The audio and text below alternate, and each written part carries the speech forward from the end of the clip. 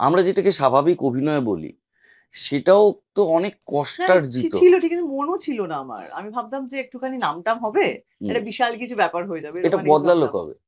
বদলালো হচ্ছে তোমার ২০০৮ সাল থেকে। হুম। ঠিক আছে? তখন আমি কি যেন সিরিয়াল, রাজপথ। রাজপথ বলে একটা সিরিয়াল করি। তো আমার এটা ছিল হচ্ছে যে আমি পঙ্গু। হুম। আ আমার ক্যারেক্টারটা ছিল। আর মৌমিতাদি হচ্ছে আমার সৎ মা, যে আমাকে মেরে ফেলতে চায়।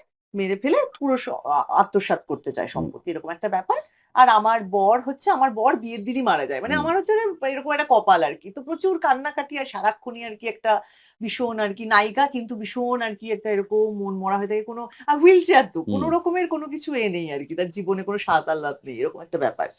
তো সেইটা করতে, করতে আমার তখন একটা ভিতর থেকে তোমার তৈরি হয়েছে যে আমি যেখানে পৌঁছতে চাইছি আমার মনটা, কিন্তু সেটা আমি ডায়ালগ দিয়ে বা শরীর দিয়ে আমি সেখানে পৌঁছতে পারছি না। এইটা আমার ১ম একটা ক্ল্যাশ তৈরি হওয়া শুরু হলো।